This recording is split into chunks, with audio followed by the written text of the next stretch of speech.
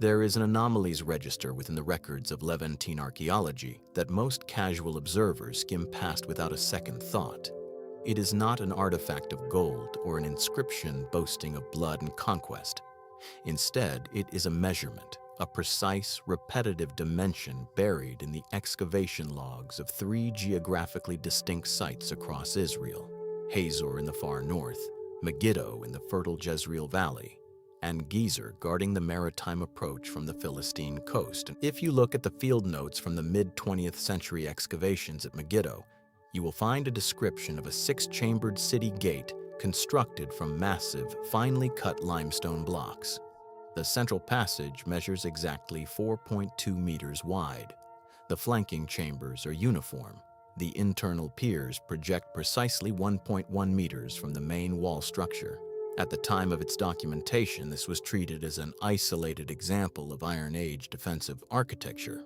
However, when archaeologists cleared the debris fields at Hazor, over 100 kilometers to the northeast, they uncovered a defensive gate complex that was not merely similar, it was a mirror image.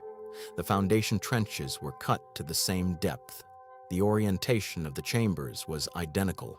When the math was normalized against the ancient Levantine unit of measurement, the Solomonic or royal cubit, which stands at approximately 52.5 centimeters, the structural variance between these two monumental gateways was less than the width of a human thumb. The immediate reaction within the academic community was to treat this as a statistical coincidence or the work of a single, highly sought-after itinerant master builder who traveled the trade route selling his services to local chieftains. But then came the excavations at Gezer, dozens of kilometers to the southwest. Beneath a thick layer of destruction debris, researchers uncovered a third six-chambered gate. The architectural footprint was identical to both Megiddo and Hazor. This presents a profound engineering paradox that standard historical narratives fail to adequately explain.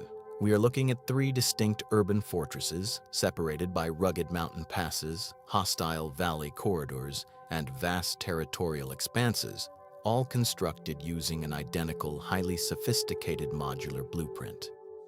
In the 10th century BCE, there were no printed schematics, no standardized engineering manuals, and no rapid digital communication networks. Yet the physical evidence demands an explanation. How did an ancient society execute a synchronized, multi-site megastructure project with millimeter precision across an entire region? To understand how this was achieved, we must dismantle the prevailing assumption that these ancient cities grew organically over centuries through local trial and error. The architectural uniformity of Hazor, Megiddo, and Gezer points directly to a sudden, systemic shift in the geopolitical landscape.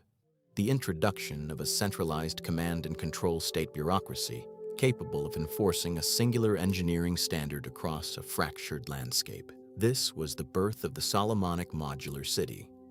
The core of this engineering marvel lies within the construction mechanics of the six-chambered gate itself.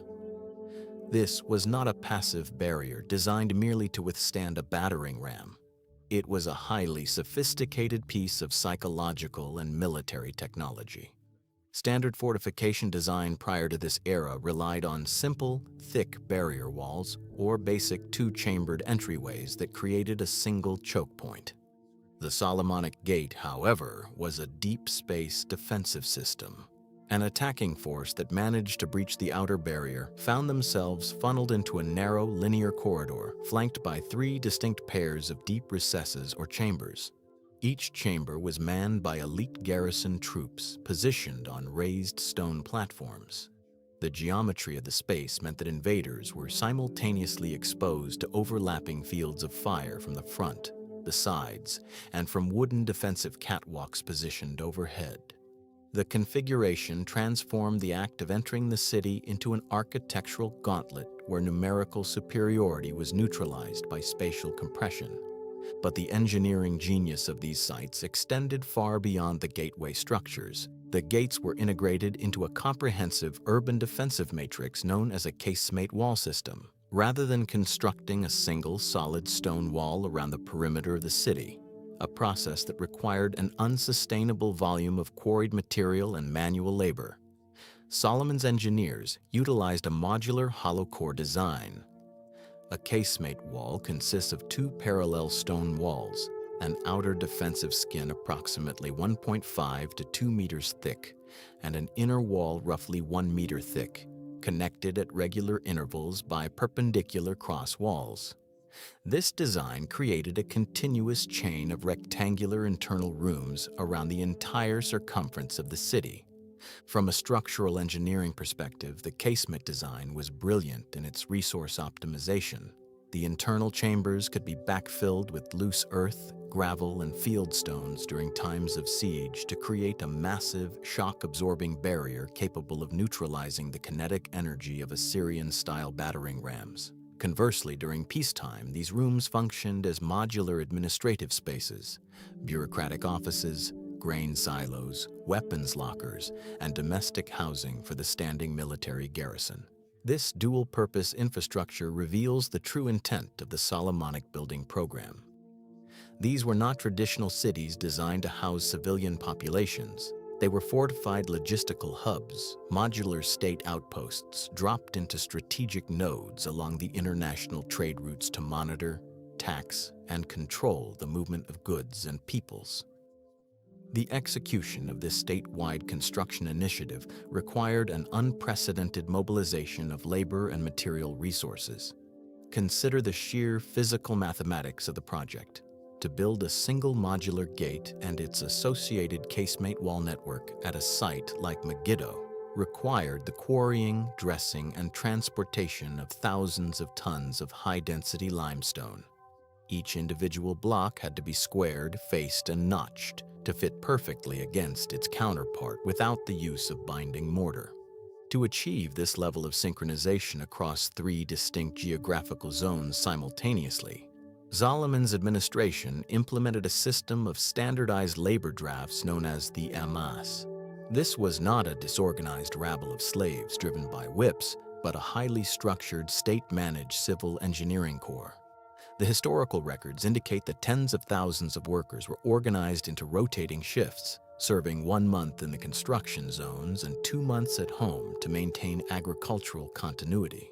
This labor force was overseen by a professional cast of royal scribes and engineers who carried the physical blueprints of the empire in their minds and on clay tablets. They utilized a standardized system of weights and measures centered around the royal cubit. Every quarry worker from the northern hills of Hazor to the lowlands of Gezer was instructed using the exact same dimensional units. If a stone cutter in a quarry miles away did not cut a foundation block to the precise modular specification dictated by the central administration, the entire interlocking framework of the casemate wall would fail to align. This level of standardization extended even to the drainage and hydrological systems integrated beneath the city foundations. At all three sites, engineers cut subterranean stone-lined channels beneath the central gate passages to redirect flash flood waters away from the structural footings, preventing the shifting of soil that could cause a catastrophic collapse of the massive limestone towers above. The sudden appearance of these identical, highly complex architectural systems across the Levant represents one of the earliest documented examples of state-enforced industrial standardization in human history. It demonstrates that the transition from a loose confederation of tribal clans to a centralized imperial power is not a slow, evolutionary process. It is a deliberate, top-down engineering intervention that permanently alters the physical landscape. Yet, as we examine the pristine symmetry of these six-chambered gates and the calculated efficiency of the casemate networks, a closer forensic look at the stones themselves reveals a subtle, unsettling detail. Hidden within the interior faces of the gate chambers at Megiddo and Gezer, where the stone piers meet the main structural walls, there are unique, shallow geometric cutouts, intentional architectural voids that do not serve any obvious structural or defensive purpose. These negative spaces were not mistakes made by hurried laborers. They were designed to hold something that has long since rotted away. something that suggests these gates were built to monitor a very specific, internal type of threat rather than an external invading army. This silent architectural anomaly opens a window into the dark economic realities required to sustain an empire of stone, a reality that forces us to look beyond the limestone walls of the cities and down toward the deep subterranean water networks that kept them alive. If you descend past the tourists and the modern guardrails at the base of the monumental platforms in Jerusalem, down to the lowest subterranean courses where the structures meet the living bedrock of Mount Moriah, you will find a distinct physical imprint that exposes the hidden transnational supply chain of the Iron Age. It is not an elegant inscription or a royal seal. It is a shallow, precise geometric recess, a 3-centimeter wide drafted margin cut cleanly around the perimeter of limestone blocks that weigh up to 30 tons each. To the untrained eye, this border is a decorative framing choice. To a structural engineer, it represents an advanced archaeological signature, the exact masonry methodology of the coastal Phoenician kingdom of Tyre. This signature appears simultaneously in the palaces of Samaria, the administrative centers of Megiddo, and the foundational layers of Jerusalem. It constitutes physical, immutable proof that King Solomon's building program was not a localized, isolated tribal endeavor, but a deep-tech engineering joint venture with the most technologically advanced maritime empire of the 10th century BCE. Standard historical accounts frequently romanticize the relationship between Solomon and King Hiram of Tyre as a mere diplomatic exchange of gifts and pleasantries. The masonry itself, however, tells a far more clinical and calculated story. The engineering problem confronting Solomon's architects was immense. They needed to construct massive, towering terrace walls and monumental temples capable of withstanding severe seismic activity along the Great Rift Valley, and they had to do it using dry stone construction without a single drop of mortar. To achieve this, the Phoenician master builders introduced a technique known as mortarless ashlar masonry with marginal drafting. The mechanics of this system are deeply rooted in pure geometry and physics. Traditional regional architecture relied on field stones or roughly hewn boulders packed with mud brick, structures that easily buckled under lateral soil pressure or tectonic shifts. An ashlar block, conversely, is a high-density limestone megalith squared into a perfect rectangular solid. The drafted margin, the smooth, recessed border around the face of the stone, served a critical structural purpose during installation.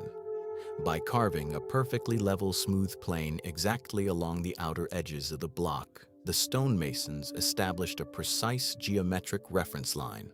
This allowed them to ensure that when two stones weighing tens of tons were stacked together, their load-bearing beds met with flawless, uniform contact across the entire horizontal surface. If the interior center of the stone, the boss, remained rough and protruding, it did not matter. The weight of the structure was transferred entirely through the perfectly true flat margins. This uniform distribution of mass eliminated localized pressure concentrations that would otherwise cause the limestone to fracture under its own immense weight. The friction between these perfectly fitted dry stone surfaces was so massive that the walls became flexible monoliths, capable of shifting slightly during an earthquake and settling back into their original alignment without cracking or collapsing.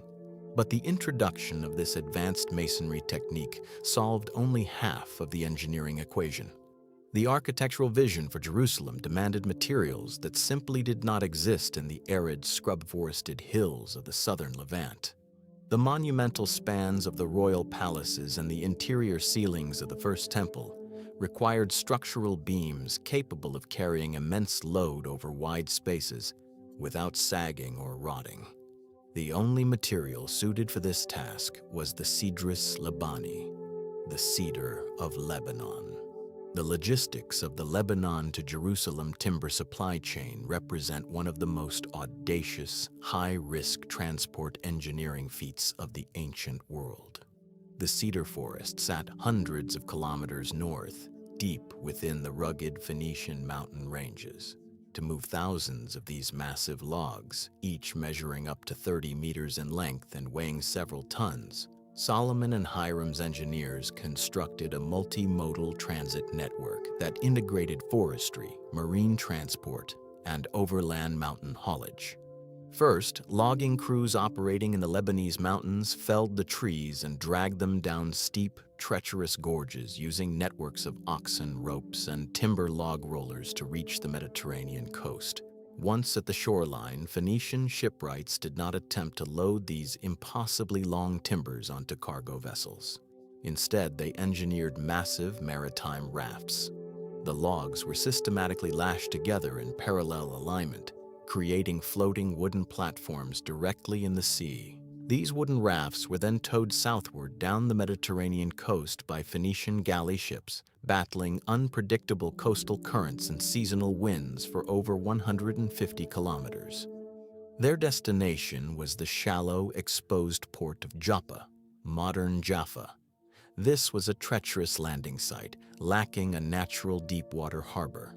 The logistics crews had to time the arrival perfectly, using the surf to ground the massive timber rafts onto the sandy beaches without breaking the lashings and scattering the invaluable cargo into the breaking waves. Once safely ashore at Joppa, the engineering challenge escalated. The timber had to be transported overland from sea level up into the rocky, mountainous spine of Jerusalem, an ascent of nearly 800 meters over a distance of more than 60 kilometers through narrow, unpaved canyon passes. To accomplish this overland haulage without modern roads, the engineering corps utilized a system of continuous timber tracks.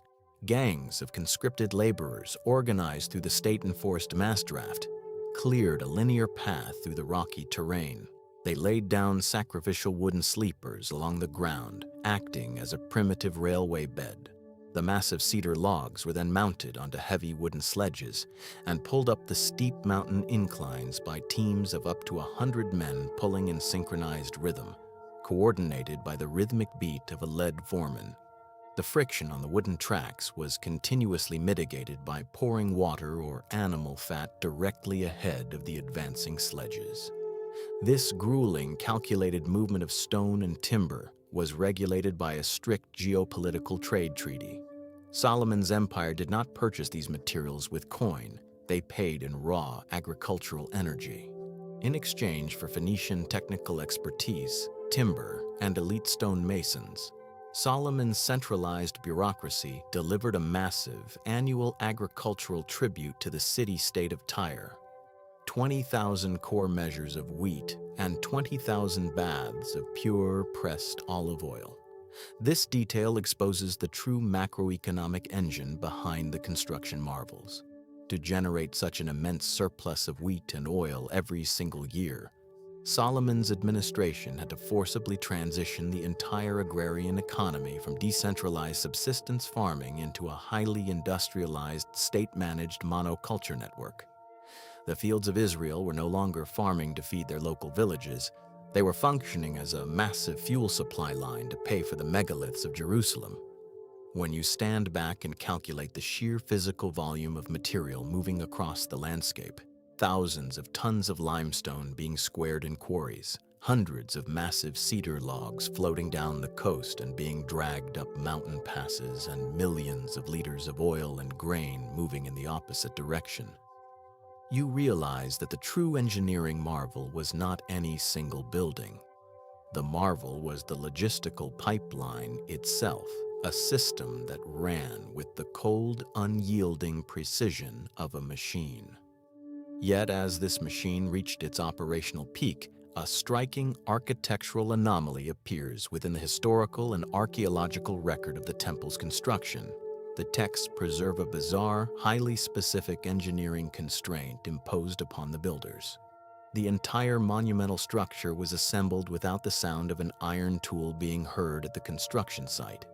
Every stone had to be carved, squared, and perfectly dry-fitted completely off-site, deep within distant quarries, before being brought to the summit of the mountain. This strange constraint created an immense mathematical nightmare for the architects. If a single ashlar block was miscalculated by even a fraction of a degree at the quarry, it would arrive on the mountain, fail to fit its counterparts, and halt the entire imperial project. Why would a centralized state deliberately choose to implement such an incredibly difficult silent assembly process? The answer lies not in religious mysticism, but within the calculated spatial engineering of the sanctuary itself, a design intended to compress and manipulate the human mind as it approached the core of the mountain. To reconstruct the crown jewel of the 10th century building program, modern architectural forensics must abandon centuries of highly romanticized artistic renderings and look instead to a desolate basalt ridge in northern Syria. At a site called Ain Dara, archaeologists uncovered the remains of a monumental Iron Age temple that was structurally active at the exact same time. Solomon's engineers were transforming the summit of Mount Moriah. When you overlay the floor plan of the Ain Dara temple with the structural dimensions preserved in the ancient textual records of Jerusalem's first temple, the architectural blueprints match with stunning precision. Both structures reject the sprawling, multi-room layouts of Egyptian palatial architecture.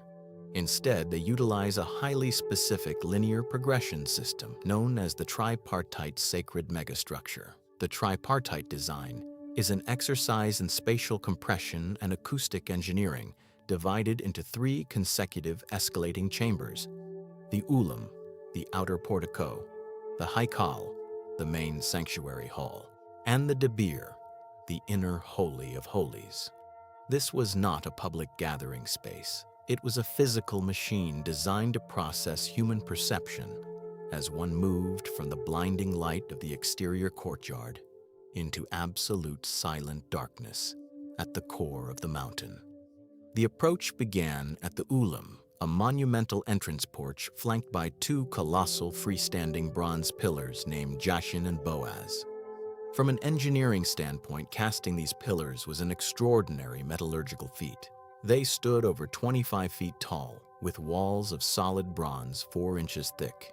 To execute this without modern industrial foundries, Solomon's master metallurgist, Huram Abi, established a massive casting operation in the clay ground of the Jordan Valley between Sukkoth and Zarethan. The mechanics of this casting required a highly sophisticated application of the lost wax process on an industrial scale. Laborers dug massive, deep trenches directly into the dense natural clay of the valley floor, carving out the exact inverse negative molds of the pillars. Upstream, arrays of charcoal-fired furnaces melted thousands of pounds of copper and tin simultaneously. Once the alloy reached its fluid threshold, it had to be poured in a single, continuous, uninterrupted gravity feed into the subterranean clay matrices. A single structural flaw, air pocket, or temperature variance during the cooling phase would cause the hollow bronze columns to fracture under their own immense mass when hoisted upright. Once transported up the mountain and anchored onto their limestone plinths, these pillars acted as massive structural and psychological anchors. They did not support the roof. They stood completely free, framing the entrance to the second chamber, the haikal. As a visitor transitioned across the threshold into the haikal, the engineering strategy shifted from structural scale to sensory isolation. The main hall measured 40 cubits long, 20 cubits wide, and 30 cubits high, a perfect geometric rectangular volume. The stone walls were completely obscured from view, entirely lined with thick planks of Phoenician cedar wood, which were subsequently overlaid with hammered sheets of pure gold. This multi-layered wall composition served a critical acoustic and aesthetic purpose. The soft, porous cedar wood acted as a natural sound dampener, absorbing the echoes of ambient exterior noise and creating an unnatural, deadened acoustic environment. Conversely, the gold leaf cladding reflected the flickering, low-frequency light of the internal oil lamps, creating a shimmering, weightless visual illusion where the physical boundaries of the stone walls seemed to dissolve. To support this massive expanse of cedar and gold without compromising the structural integrity of the outer limestone-bearing walls, Solomon's architects implemented a brilliant architectural system of external stepped offsets. The outer masonry walls were constructed with recessed ledges on their exterior faces, reducing in thickness by 1 cubit at 3 progressive vertical intervals. This allowed the floor beams of surrounding 3-story administrative chambers to rest securely on the stone ledges without penetrating or anchoring directly into the main walls of the sanctuary itself. The sanctuary remained a completely isolated, unpenetrated stone vault. At the rear of the silent golden hall lay the final progression, the debir, or Holy of Holies. To enter this space, one had to ascend a flight of stone stairs and pass through double doors carved from solid olive wood. The debir was a perfect cube, 20 cubits long, 20 cubits wide, and 20 cubits high. It featured a profound structural anomaly. It had no windows. While the haikal was illuminated by narrow, recessed clear-story openings high up on the walls, the debir existed in total sensory-depriving darkness. This architectural progression was deliberately calculated to enforce state authority. Only the high priest could enter this absolute dark core, transforming the innermost chamber of the state-funded temple into the ultimate symbol of exclusive, centralized power. The architecture itself actively manufactured the divine mystique required to legitimize the royal court sitting just outside its walls. However, the construction of this monumental complex on the summit of Mount Moriah exposed a devastating topographical vulnerability. The natural ridge of the mountain was narrow, uneven, and dropped off steeply into the deep Kidron and Tyropoion valleys on either side. There was simply not enough stable, flat surface area to support the weight of the massive stone courtyards, royal palaces, and administrative complexes required by the expanding empire. To prevent the entire imperial center from structurally failing and sliding down the precipitous mountain slopes, Solomon's engineers had to execute a massive, brute force terracing project at the base of the royal Acropolis. This structural earthwork, known in the historical records as the Millo, required a total reshaping of the natural mountain landscape. But as the labor drafts began packing hundreds of tons of rock and soil into the steep ravines, they realized that stabilizing the surface of the mountain was only a temporary fix. If they could not simultaneously secure and control the hidden subterranean water networks flowing deep within the bedrock below, the entire monumental empire above would eventually starve during a siege. To understand how a Bronze Age hill town was successfully converted into a sprawling, secure Iron Age imperial capital, you must look below the visible monuments and examine the structural panic written into the topography of Jerusalem itself. The city faced a fatal engineering flaw. Its primary water source, the Gihon Spring, did not sit safely within the elevated summit of the city walls. Instead, it bubbled up in the open, exposed bedrock of the Kidron Valley, completely vulnerable to any invading force that wished to choke out the city's life supply. To secure this vulnerable resource and simultaneously expand the building surface of the Royal Acropolis, Solomon's engineering corps executed a dual-pronged infrastructure campaign that combined massive terracing with precise, subterranean rock-cut hydrology. The first phase of this master plan required the stabilization of the steep, crumbling eastern slopes of Mount Moriah through a monumental earthwork known as the Millo. The word Millo translates literally from the ancient Northwest Semitic as the filling. For decades, researchers treated this as a vague literary description of a public square or a simple dirt mound. However, excavations along the City of David Ridge exposed the true, high-tech nature of this structural feature. A massive, multi-tiered stepped stone structure acting as a colossal retaining wall. The mechanics of the Millo are a masterclass in civil engineering and soil stabilization. To build a level platform on a 40-degree limestone slope, engineers could not simply pile loose dirt. The winter flash floods would instantly wash the foundation away, dragging the royal palaces down with it. Instead, they constructed a sophisticated interlocking cellular grid. First, workers cut deep horizontal benches directly into the natural bedrock of the hillside to act as foundational footings. Upon these benches, they erected a series of parallel perpendicular stone walls, creating a network of hollow, rectangular stone boxes or cells. These cells were then structurally backfilled with hundreds of tons of heavy, unhewn boulders and compacted field stones. By partitioning the massive weight of the infill into isolated structural compartments, the engineers neutralized the lateral soil pressure. The exterior of this grid was then clad in a continuous, interlocking mantle of stepped limestone blocks. The result was an indestructible terraced mountain skin that permanently expanded the usable real estate of Jerusalem, creating a stable, level plateau capable of carrying the immense dead weight of the First Temple and the surrounding administrative palaces. But as the surface infrastructure grew, the underground crisis intensified. To ensure the city could withstand an extended military siege without access to the exterior valley floor, the engineering corps turned their attention to the bedrock beneath the city. They initiated a subterranean tunneling project designed to divert and conceal the waters of the Gihon Spring entirely within the defensive perimeter of the city. The execution of this rock-cut hydrological system required an advanced understanding of geological fracturing and gravitational flow gradients. Using nothing but bronze chisels, oil lamps, and heavy stone hammers, teams of conscripted laborers fractured their way through the solid, high-density karstic limestone. The engineers did not cut blindly. They actively exploited natural, pre-existing subterranean fissures and dissolution channels in the limestone, widening and reshaping them into uniform, vaulted corridors.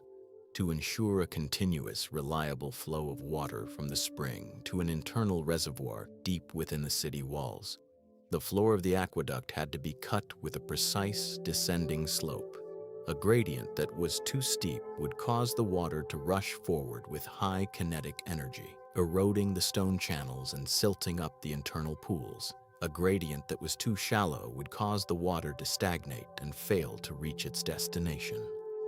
The resulting subterranean network was a masterpiece of hidden logistics.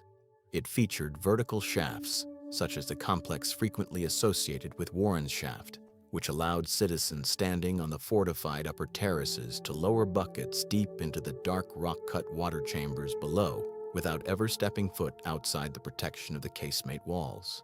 The Gihon Spring was effectively erased from the surface world, transformed into a secret, invisible engine that ran completely under state control.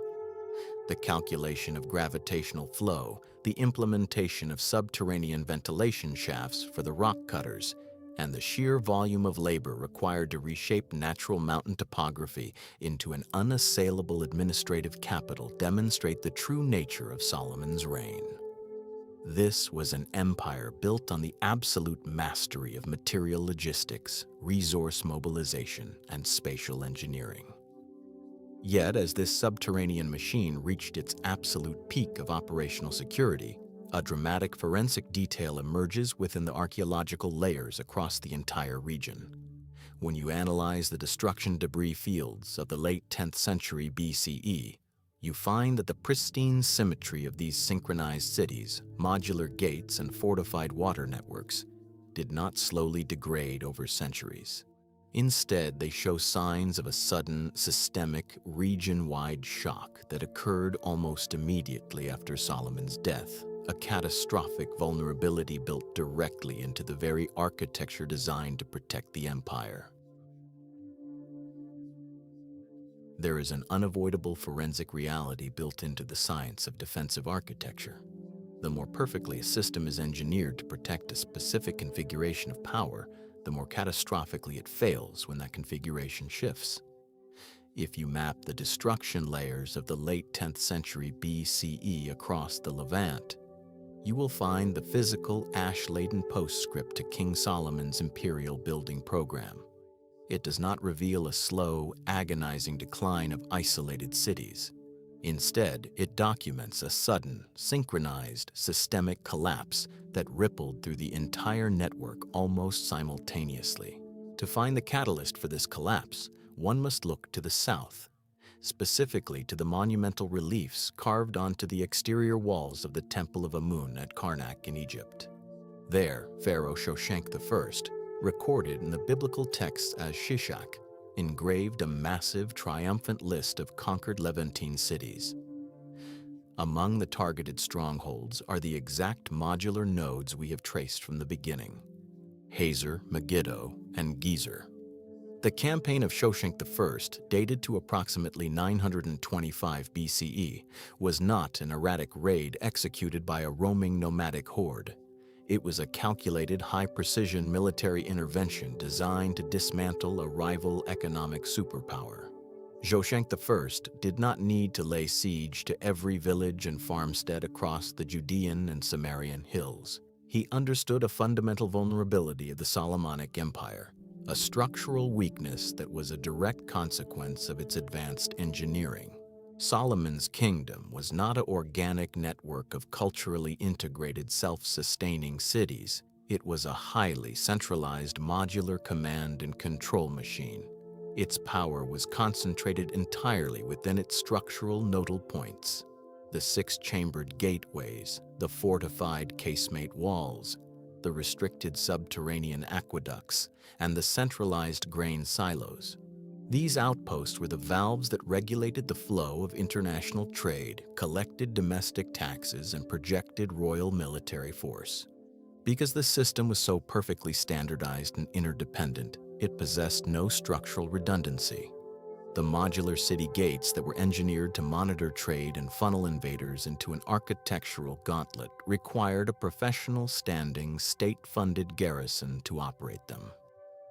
The massive ashlar terraces of the Milo and the complex subterranean water networks required a continuous influx of state-directed capital, bureaucratic oversight, and forced labor drafts to maintain their structural integrity. When the Egyptian army struck the key logistical nodes of Hazor, Megiddo, and Gezer, they did not just breach physical stone walls, they severed the arteries of the state. The moment the centralized administrative apparatus in Jerusalem was disrupted, the massive macroeconomic engine fueling the empire ground to a violent halt. The annual tribute of 20,000 core measures of wheat and 20,000 baths of olive oil flowing north to Tyre could no longer be collected or secured. The specialized Phoenician stonemasons and master metallurgists departed, taking their high-tech architectural signatures with them. The state-enforced mass labor drafts dissolved as the agrarian population, exhausted by decades of intense economic exploitation, revolted against the central crown. The empire fractured into two competing, diminished regional kingdoms. When you look closely at the destruction strata at Megiddo, where a thick layer of burnt brick, charred cedar beams, and pulverized limestone separates the Solomonic era from the subsequent fragmented periods, the true lesson of this ancient engineering saga becomes clear. The monumental building program of King Solomon did not fade away because the math was wrong, or because the Phoenician ashlar blocks failed, or because the subterranean aqueducts collapsed under their own weight. The engineering was flawless. The system failed because the hyper-centralized political and economic infrastructure required to sustain such an immense logistical footprint was fundamentally incompatible with long-term regional stability. The stones were too heavy for the society beneath them to carry. Today, the physical remnants of this Iron Age geopolitical thriller still sit frozen in the Levantine dirt. The identical six-chambered gates of Hazor, Megiddo, and Gezer are no longer active military gauntlets. They are silent, excavated tourist destinations. The drafted ashlar margins at the base of Mount Moriah are buried deep beneath centuries of successive civilizations, and the hand-cut tool marks of the subterranean water tunnels are smoothed over by 3,000 years of continuous flowing water. Yet these stones remain as an immutable mathematical record. They stand as silent proof that a unified, sophisticated bureaucratic empire once completely reshaped the topography of the ancient world. They are the physical blueprints of an empire that weaponized architecture to control human movement and construct a divine mystique, monuments waiting for any analytical observer to look past the romanticized legends, examine the tool marks, and decode the cold, clinical engineering of absolute power.